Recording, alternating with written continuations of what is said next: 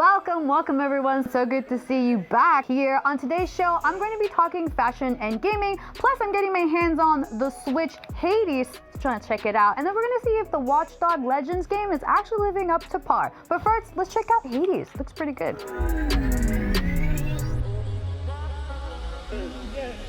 This game is kind of like a dungeon crawler. You get to play the Prince of Hades, trying to be able to escape Tartarus, which is what the underworld is called.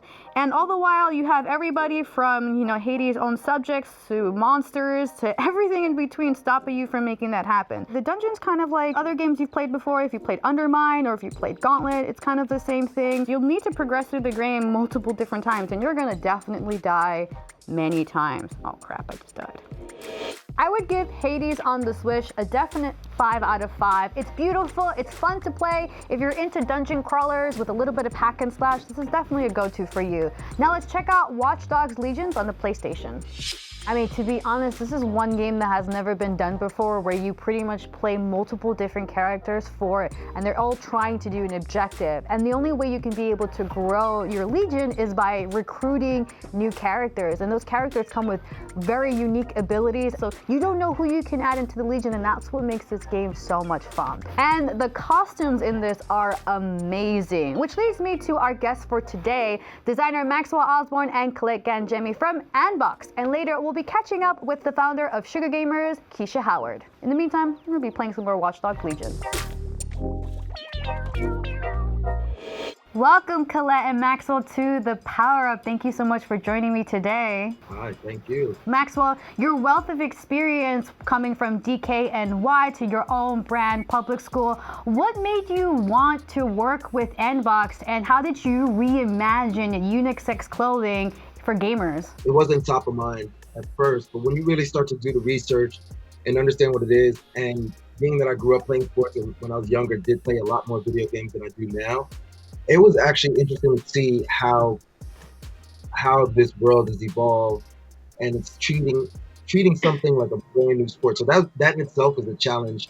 And I think as a designer, you always kind of want to be challenged and think differently, and how do you do things that push yourself, not to be selfish, but it's like me pushing myself and then learning about something new. So you always want to be a student, you always want to be a teacher. And this was like the perfect opportunity to be a student and to teach at the same time, where I'm learning about this esports and organization and treating, these athletes that are superstars in their world and watching them play. And you're like, wow, this is like, equivalent to, watching Kobe play in gaming.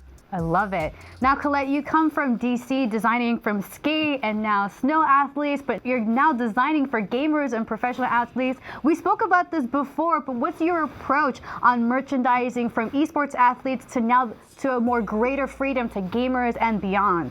There's a lot of parallels between skateboarding and between gaming. And what we found is we need to have a lot of knowledge about all the communities and create cut and sew for these communities. And so we're very different than a lot of organizations that just do tees and sweatshirts and kind of that's it. And then they just, do a graphic play. Maxwell and Mary build product from the ground up, and we build real cut and sew. Even our sweatshirts are full cut and sew.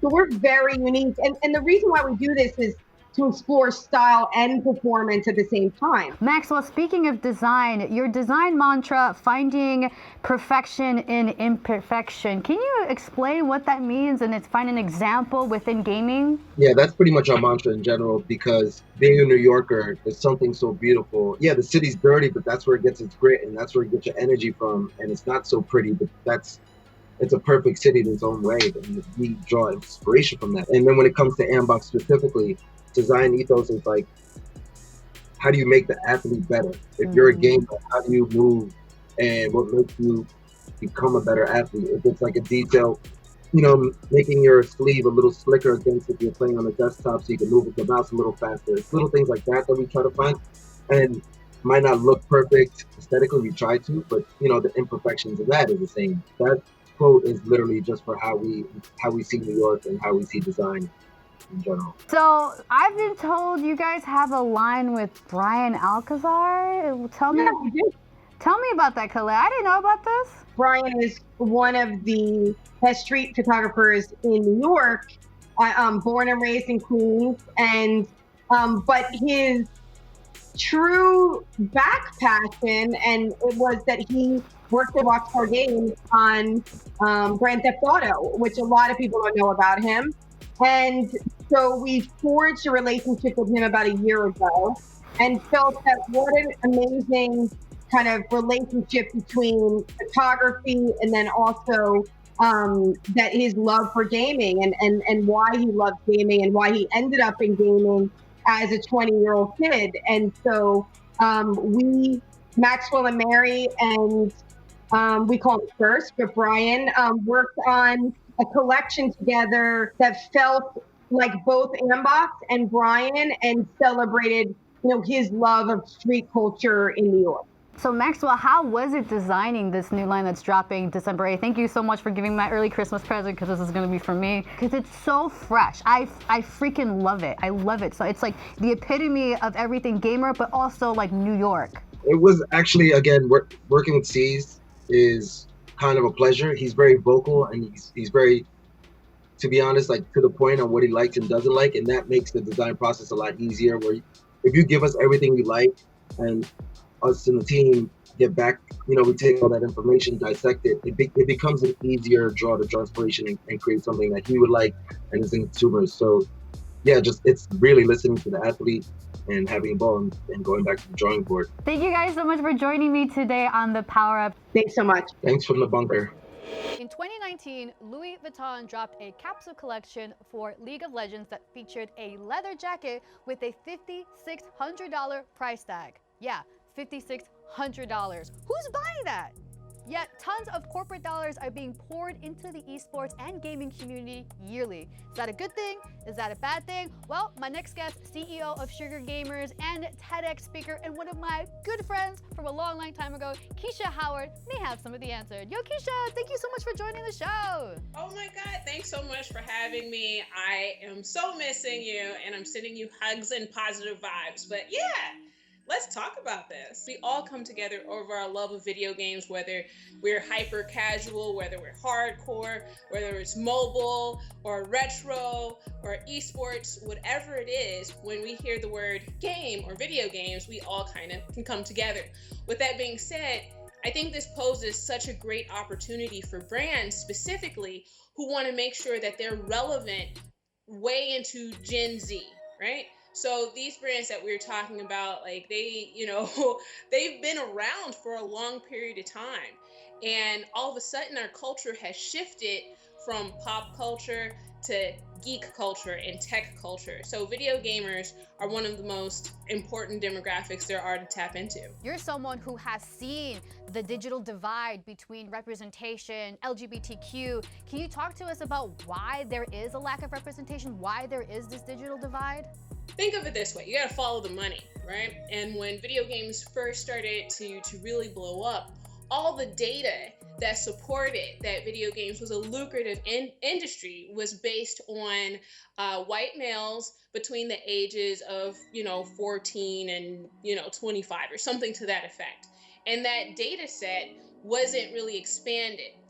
The way that you expand your data is by taking risk, by being innovative. But once you have like a recipe to success, you don't really want to change that up.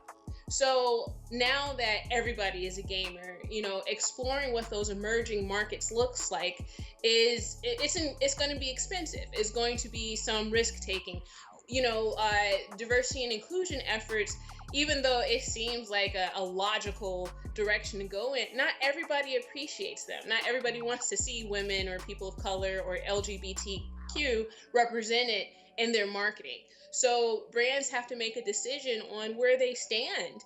And not all brands are or have been willing to do that. They want to be universally appealing. They don't want to make a lot of changes.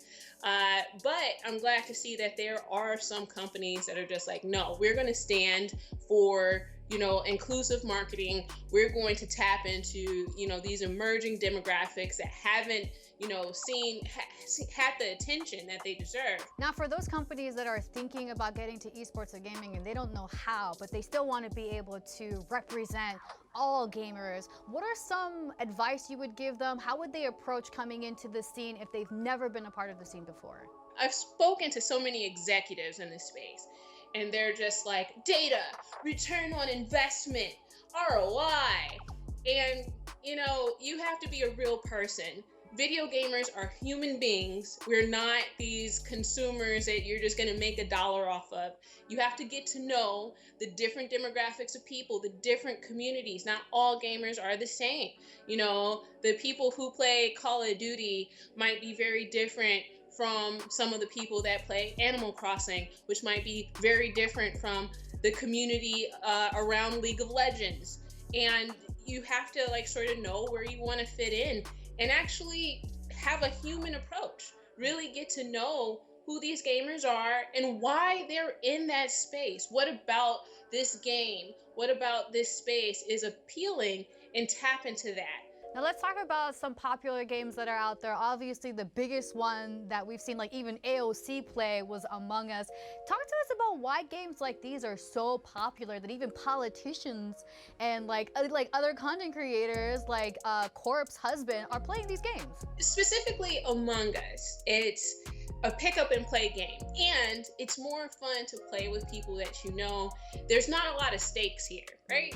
There's not this whole binary of winning and losing, because losing feels bad. But hanging out with your friends, that's a lot of fun. And especially this year with all the challenges that we've had, those pick up and play games, those low stake games that allow for us to be involved in our community are really, really important. I think we can all agree that fashion has found its muse in esports, where the sky is the limit. Thank you so much for joining us this week. And don't forget, if you're not gaming alone, wear a mask. That's our show for today, and I'll see you next time on The Power Up.